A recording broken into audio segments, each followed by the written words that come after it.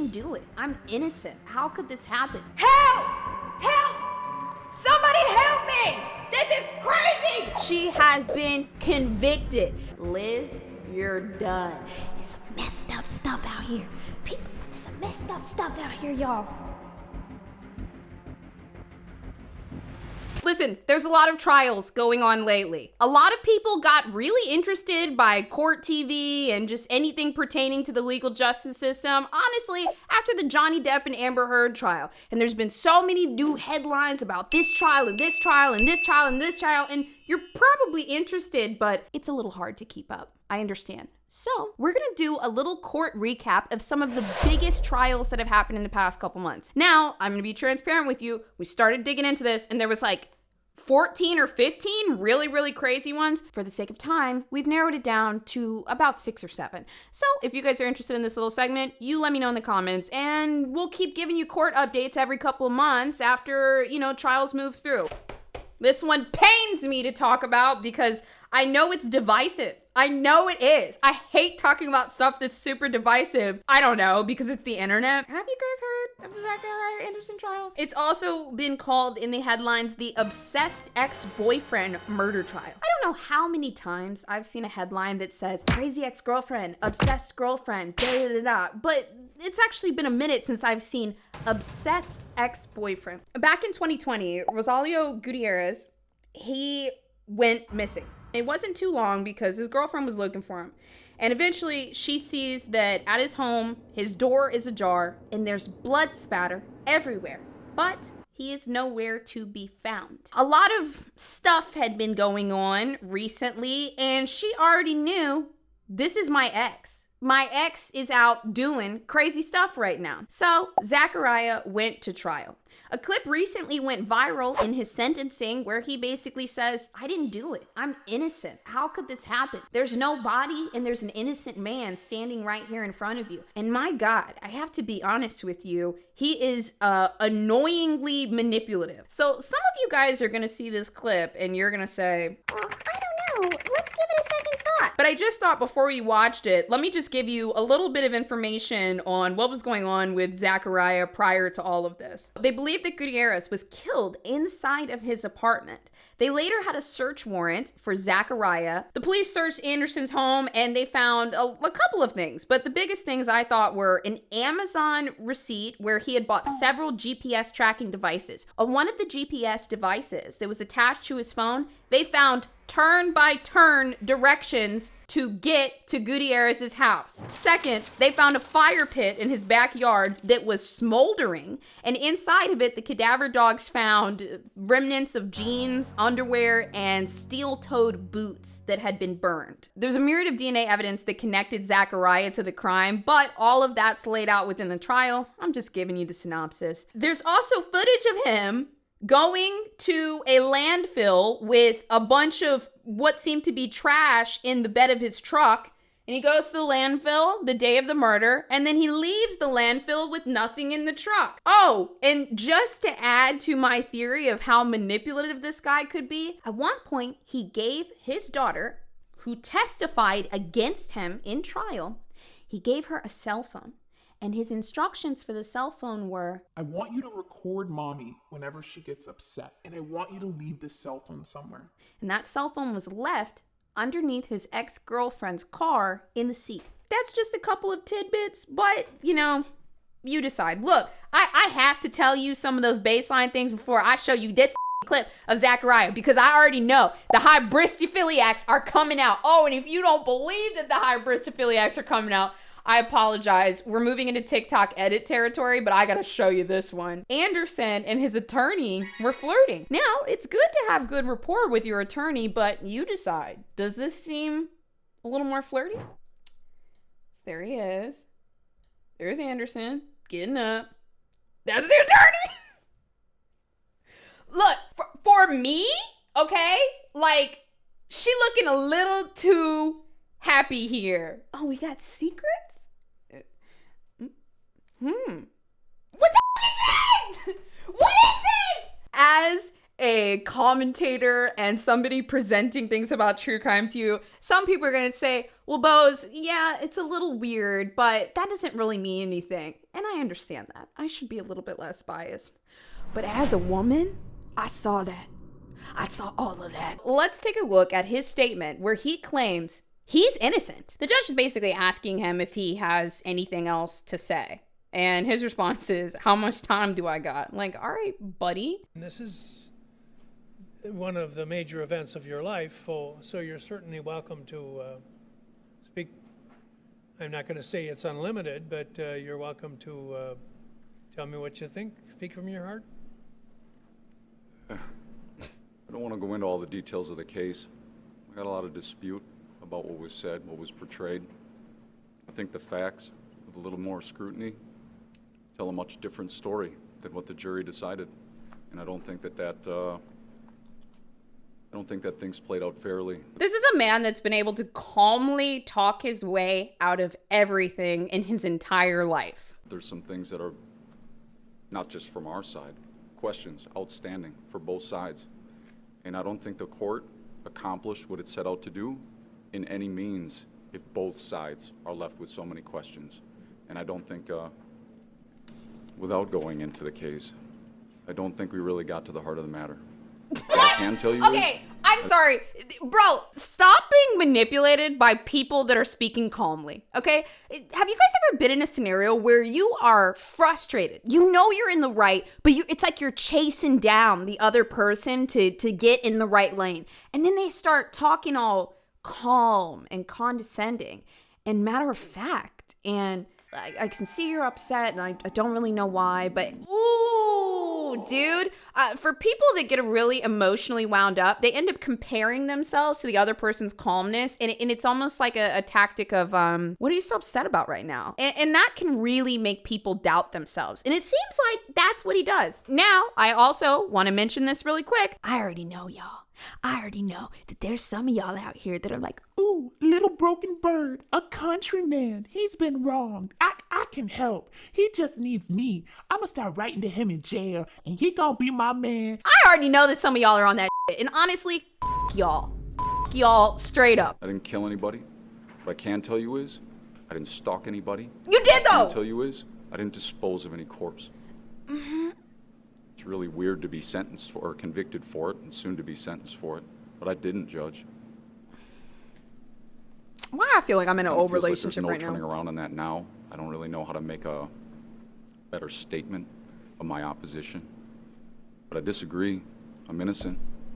I don't know what you're going to decide. I don't know what you're all going to weigh. I don't even know how to represent my own character without having my family. You can't. Your actions and your daughter testifying against you said a whole lot.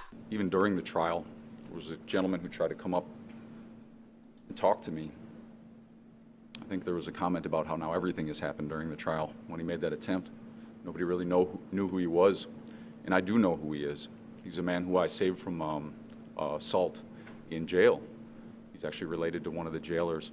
And my heart went out to him because I know he appeared inebriated, and I know he struggles. What are you talking about? And I know he was coming up here to talk to me because we got along so good. But those tiny little moments throughout somebody's life, nobody accounts for those. You know what he's saying? Hey, all this big stuff I did that was really bad, that was presented in front of trial, what about the little times that I was a good guy? Like the time that I saved that guy from getting beat up in jail. Sir, why were you in jail? Think about the time that I saved that guy, that little moment. You're not gonna count that? But what they do a really good job of is making up all of these things that they want you to believe when they can label you as a monster. I still didn't. It's still weird. I want to be remorseful, and I am for the things that I did wrong. You're welcome to sentence me for everything that I did wrong. God, this is like the judge in South textbook Dakota. manipulation. The person that will take the accountability for really, really small things, whether they initially take the accountability or if it's presented so matter-of-factly that they're forced to take the accountability. And they say, well, I admit that. I did that, and I'm sorry. I take a lot of pride in admitting this thing. And then the big elephant in the room, they're like, what elephant? You The only thing that I disputed in that instance was whether or not I was coming back to Wisconsin with that, which the prosecution has now repeatedly made false statements about on their own assumptions, hoping that everybody in this courtroom, everybody that's watching this, would buy, oh yeah, he was bringing something back to Wisconsin. Not true. Was I caught with marijuana in my car? Yeah. Little Yeah, admittings. I was. Should I have? No. I've been the rules there. Broke them. Broke the rules. And when they said, hey, this is a problem, I said, well, I did knowingly, and I'll be held accountable for it. That's it. And if I killed somebody, whatever that situation was, I can tell you in my own heart it wouldn't be intentional. What do you mean by that? If you're on trial for murder, let me ask you this. First of all, would you be acting like him, all calm, cool, and collected? Y'all know what I would be doing? I'd be sitting there in my little orange jumpsuit, and I'd be like, help! Help! Somebody help me! This is crazy! I wouldn't be sitting here talking about what did he just say? Well, and if I did kill that guy, whatever the scenario was, no! Help! Help me! I don't really know what this is, but I didn't do it. I'm innocent, Judge. I don't know what this is. You just sat through the whole trial. Not guilty. I'm innocent. Wow. I had only seen a snippet of that, and it was shocking to me how many people in the comments they were like, Well, did he really do it? Did he really? Also, if you guys are interested in that trial, I would be down to, put it together and watch the whole thing. So you let me know and we'll talk about it, because I would love to see the evidence presented at length. So ultimately, the jury did decide to convict him, and he was sentenced to life in prison. That whole speech that you heard, it didn't do nothing for the judge. They found him guilty on all criminal charges, including first-degree intentional homicide, because it was planned. He was also convicted of stalking, as he should be. But one thing I thought was pretty interesting, the district attorney that was prosecuting him, trying to put him away, they said, what are the chances in this exact square foot on planet Earth, a man who is innocent and falsely accused would have the blood of a man who died on May 17th on him? How could that happen? How could that happen? We'll just go over this pretty briefly because we talked about this a little bit on the stream recently. Verdict. We, the jury, duly impaneled and sworn to try the above entitled action for our verdict, unanimously answer the questions submitted to us as follows. Girl, come on. Question number 1. In regards to count 1 of the amended indictment, is Lori Noreen Vallow not guilty or guilty of conspiracy to commit first-degree murder of Tylee Bryan It's first. and grand theft by deception? Oh, shit. Answer, guilty. Yes! Not guilty or guilty of first-degree murder of Tylee Bryan. Answer, guilty. Oh my God! Is Lori Noreen Vallow not guilty or guilty of conspiracy to commit first-degree murder of Joshua Jackson Vallow and grand theft by deception? Grand theft. Answer, guilty. Dude! Is Lori Noreen Vallow not guilty or guilty of first-degree murder of Joshua Jackson Vallow? Answer, guilty. Question number 5. Is Lori Noreen Vallow not guilty or guilty of conspiracy to commit first-degree murder of Tamara? Give it to and Tammy, Daybell? because that dude. Answer, guilty. Yes! Is Lori Noreen Vallow not guilty or guilty of grand theft? Answer, guilty. Wow. Dated this 12th day of May, 2023, signed by the presiding officer. But if you didn't hear it yet, Lori Vallow, the other airhead in the Doomsday Couple, she has been convicted. Lori thought she was gonna come up here, kill everybody in her family. In case you didn't know, it was her 2 children. They were so young, her 2 children, her ex-husband, her brother mysteriously died. Oh, and then her new lover's wife.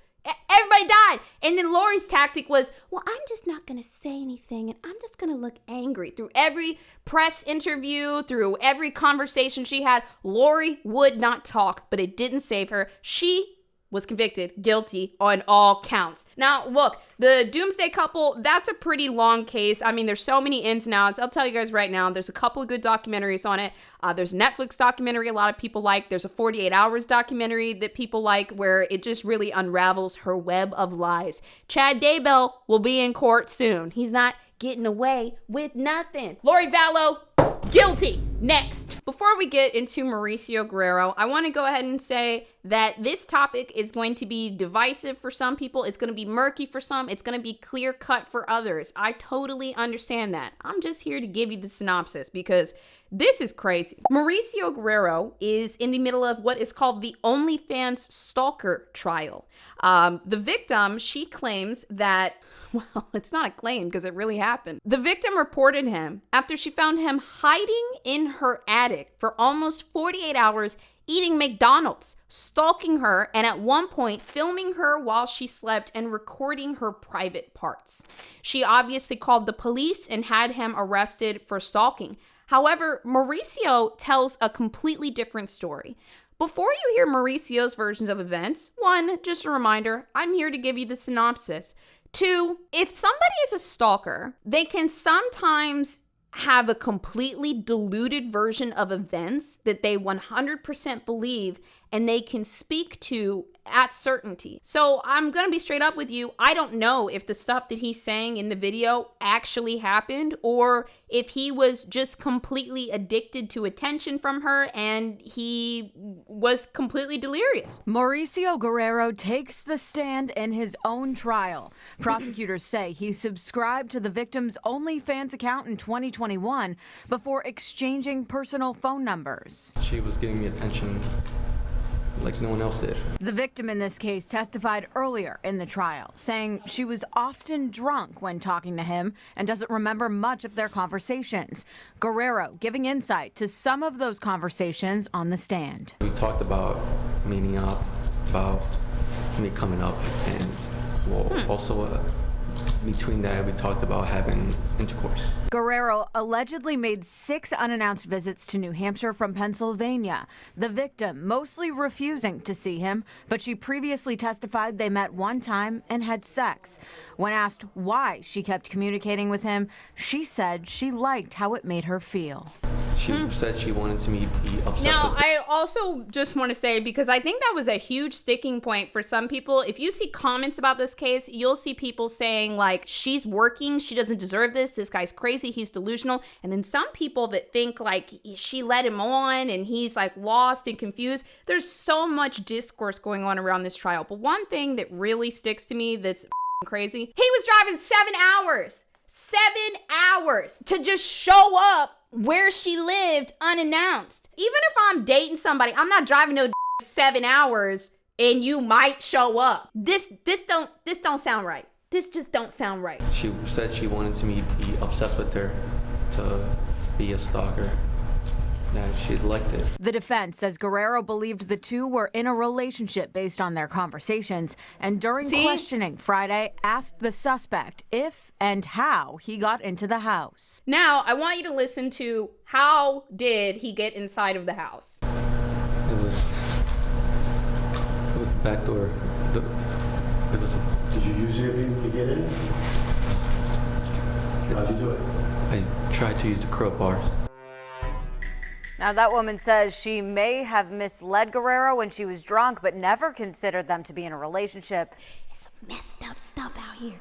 It's some messed up stuff out here, y'all. Mauricio Guerrero was found guilty and convicted of 2 counts of burglary, along with criminal trespassing and invasion of privacy. The privacy conviction was because he was filming her naked while she was sleeping. There was a part where they tried to say that he read the messages off of, like, her saying, like, I love you, or like, I want to be with you, or something like that. Well, I watched the clip and it's not like he's reading off a piece of paper. There's no text messages. It's just off the cuff. It's just off of his memory. So if you see that in an article or you see it somewhere in a post, you can try to verify, but I tried to and I could not find that anywhere. So to me, sounds like a little delirious. It's a crazy world out here.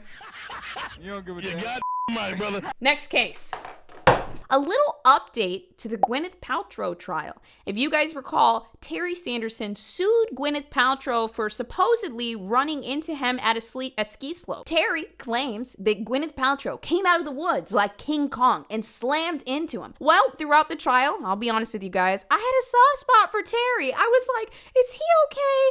But, I mean, through all the evidence, through everything they brought in, all the witness experts, the jury ultimately decided to award Gwyneth Paltrow the $1 that she asked for. Because Gwen said, look, I'm not in it for money. I'm just not going to settle with you, you son of a. Where are we now? Well, Terry lost the case, and he could be liable for up to $1 million of attorney fees that would be paid back to Gwen and her team.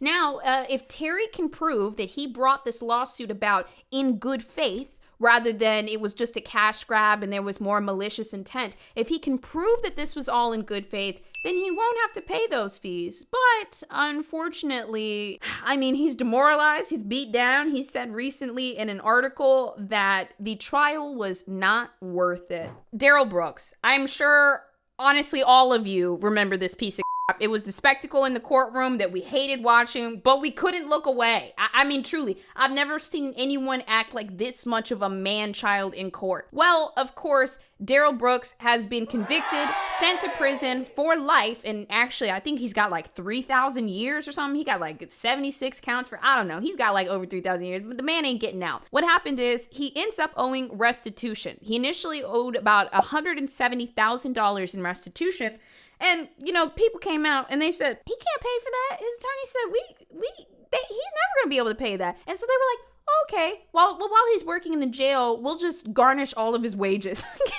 Dude, can you imagine making a couple dollars an hour in jail and now they're gonna garnish all of your wages? I tell you guys, it gets real after the trial ends. It gets real for some people. These out here thinking about, my mental health has been tanked, my wife ruined my life, or I can't handle this, that, I'm gonna go do something bad, and then look what happens to you. He owed $170,000 plus in restitution. Well, the judge came back around and said, you know what, actually he owes $470,000 in restitution. This is money to be paid to victims, taxpayers, anything of that nature, right? Even though there were hundreds affected by this. You know, family members extended the emotional trauma. Well, when they said that Darrell Brooks can't pay for it and the garnished wages will never be enough, y'all aren't gonna believe this. The judge said that garnishing Brooks's prison wages would serve as a constant reminder of the pain that he caused, and that there's a real possibility that someone could pay him for his story. She ordered that any money from such deals be placed in escrow per state law. She said, you only need to look at Netflix to know that crime stories are things that people want to watch. If you end up seeing a Netflix, Hulu, HBO Max, any type of documentary on Darrell Brooks where he's involved in any way, shape, or form, that happened because I guess he needs to pay his restitution. And I just found out that this is even like a thing, you know? It feels odd. But I guess that's how some of these things get made. The court trial for Bryan Kohberger is coming up in October. Now, it's only been kind of placeholdered for October. Most likely this thing will get pushed back and pushed back and pushed back. But right now, it is on the calendar for October of this year. Kohberger came in and remained completely silent when he was supposed to do his plea, which automatically enters him into a not guilty plea. I mean, listen, folks, there's not much to see here. This guy is f***ing weird. The most interesting part about what will be revealed to us, hopefully in October, is Bryan Kohberger's motive. Also, let me just rant about this for a minute. Did y'all see people on TikTok and on, you know, every news article ever, every YouTube channel? Bryan Kohberger, here's what we know. This is what we know about the Idaho murders. Everyone just had the same information circulating like a cyclone because the prosecution hasn't talked about what they think his motive is. I mean, that's ammunition for the trial. They have given very, very, very minimal information about what's going on with this whole case and all the evidence that they have, because social media will immediately jump on it and just bomb the whole trial, dude. So, in October, we might finally get some answers. And if you're wondering why I haven't really reported on it, it's because that's why. Everybody was already talking about it. They put all the information out there that was already to know. And then I felt like after that, it was just nonstop, like, here's the update on Kohberger, here's the update. And it's like, ain't nothing happening. What are y'all talking about? Motive is not required for a conviction beyond reasonable doubt unless he talks about it. We'll only hear the prosecution's theory of the motive. That's absolutely right. But that theory of the motive is based around all of the evidence that they've gathered that they have not released to any of us yet. But it definitely will paint a little bit more of a picture because so many people are like, oh, I don't know why he did it. Jealousy, obsession, stalker. Nobody really knows. Last but not least, least, in the case updates for today, one of my favorite stories of all time is coming to a close because Elizabeth Holmes, CEO and founder of the blood testing company Theranos, has been going back and forth with her sentencing that I believe she was sentenced about 6 or 7 months ago. She kept petitioning the courts to stay out on bail while she kept appealing, and the courts finally said, Liz, you're done. You're done, sister. She must report to jail by May 30th of this month. Elizabeth Holmes is famous for playing a character. I've done a video about this in the past that goes a lot more in depth, but the new character she's playing is a mother that wants to be there for her children. She has completely rebranded from the big blue-eyed black turtleneck, ruthless CEO that we all knew her as. And now, that's right, she is completely rebranded. She's a mother of 2. She's got a husband. His name is Billy. I think he's an heir that's quite a bit younger than her. And she's a mom now. And she wants you to forget about everything she did so we can just move on. How long do you guys think that Liz is actually going to serve in jail? Right now, she's up for 11 years, but will the courts not give her a break because she had a break for the past couple years not being in jail? We shall find out. My real question is, though, is she going to get rid of the voice? I need you to imagine that you're a baby. You're in your crib. You're crying. You're, upset. You want your mom. You just woke up. What is this place? You look over, and here comes Liz coming in, and she says, "Look who's up." That's it for your court updates. That's it.